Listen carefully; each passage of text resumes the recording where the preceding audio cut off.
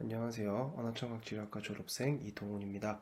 저는 지금 부산대학교 병원 이비인후과 청력검사실에서 청능사로 근무를 하고 있고요. 지금부터 청능사라는 직업에 대해서 설명을 드리도록 하겠습니다.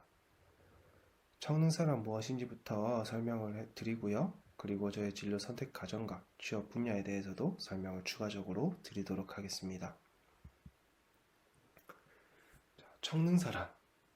청능사라는 단어를 들었을 때 많이 생소했을 텐데 다들 어떤 생각이 먼저 떠올랐나요?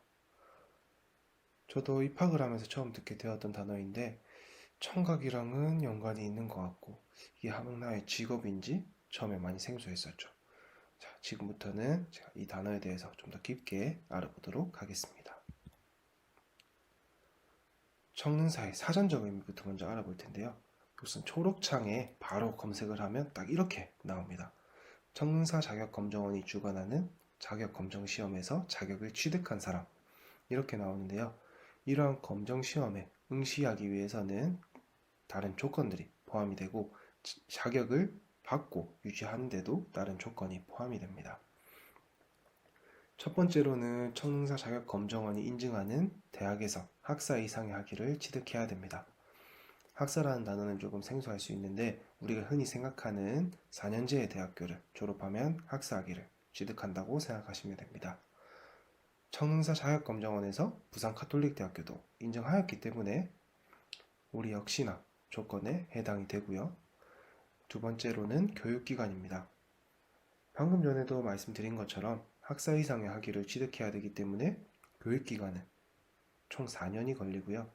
그 4년간 실습시간과 규정수업을 모두 이수하여야 두 번째 조건이 해당이 됩니다. 마지막으로는 보수교육인데요. 자격증 시험을 친다고 끝나는 것이 아니라 대부분의 보건의료와 관련된 자격증에는 보수교육 시간이 따라오게 됩니다. 청능사 자격증도 마찬가지로 1년에 8시간이라는 보수교육이 필요하게 되고요. 이 보수교육을 통해서 졸업 후에도 계속적인 교육과 새로운 정보들을 제공받게 됩니다. 이처럼 한 명의 청각 전문가가 된다는 것은 다만 쉬운 일은 아니지만 대학교 4년간 꾸준한 교육을 받는다면 충분히 모두들 할 수 있다고 생각하시면 됩니다. 청능사라는 직업이 왜 중요한지를 봤을 때는 우리는 대부분 의사소통을 입으로 말하고 귀로 듣는 구어를 통해서 하게 됩니다.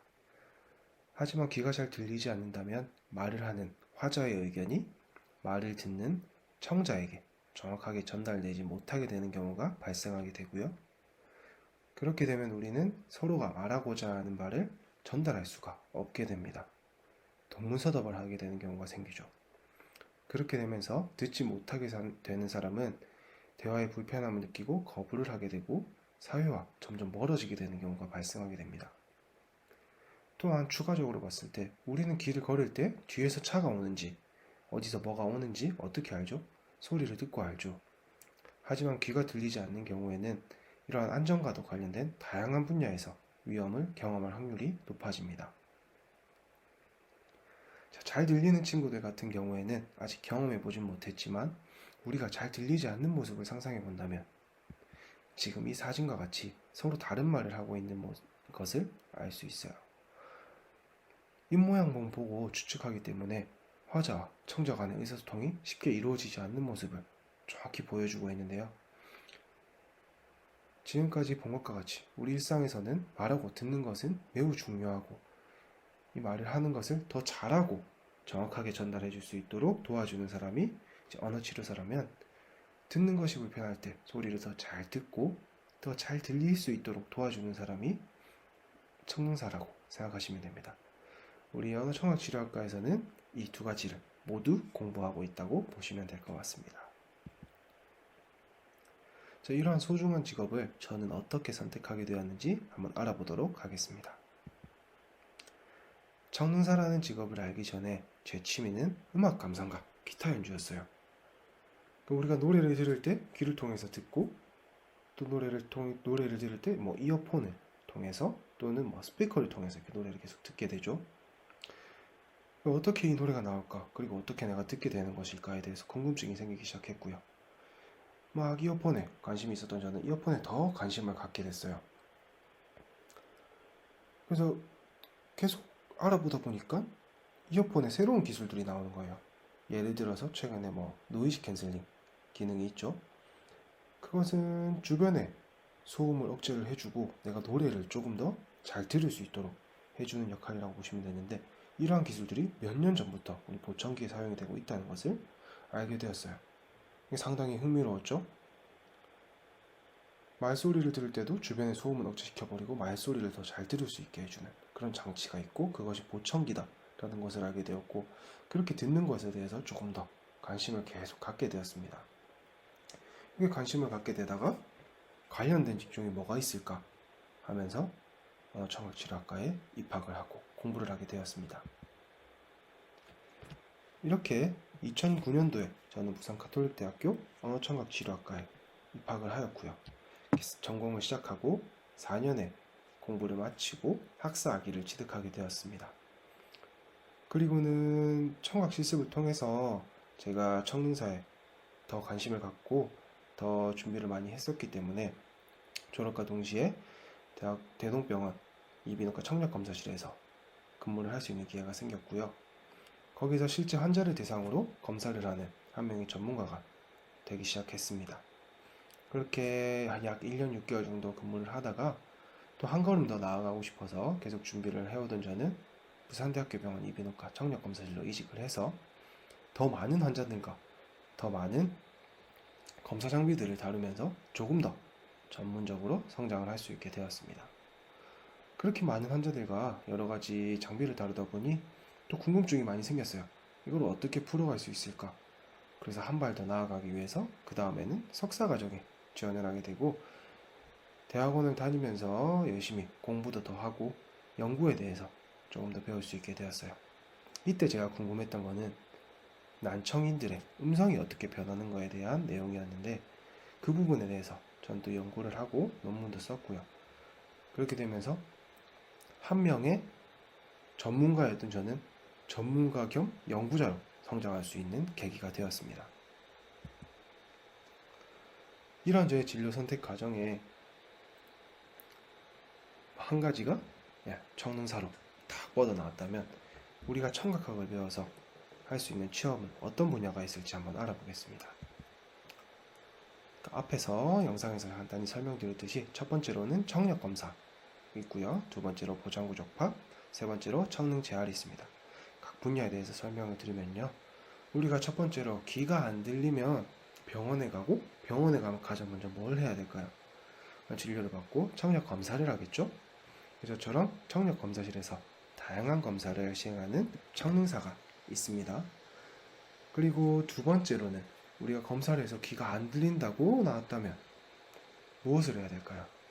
보청기를 하거나 인공호흡 의식 수술 등의 이런 처치를 받겠죠. 이 처치를 받아서 우리가 소리를 들을 수 있도록 도와주는데, 이때 보청기를 착용하고 인공호흡 의식을 받았다면 그 장치들이 나한테 좀 더 적합하게 들릴 수 있도록 잘 조절해주는 역할을 하는 사람이 필요합니다. 그런 역할을 담당하는 사람이 또 청능사입니다. 우리 보장구 적합을 담당하고 있다고 생각하시면 되고요. 마지막으로는 그렇게 조절을 다 받고 나서 우리가 소리가 이때까지 어떤지를 몰랐는데 처음 듣게 되면 너무 생소하겠죠. 이거는 소음이고 이거는 들어야 되는 거고, 그리고 들었을 때 이게 새인지 개인지 구분할 수 있는 능력이 필요하겠죠. 그런 능력을 배우는 것이 청능 재활이라고 생각하시면 될 것 같습니다. 한 직업 속에서도 우리는 세 가지 업무를 나누어서 담당하고 있다고 보시면 되고요.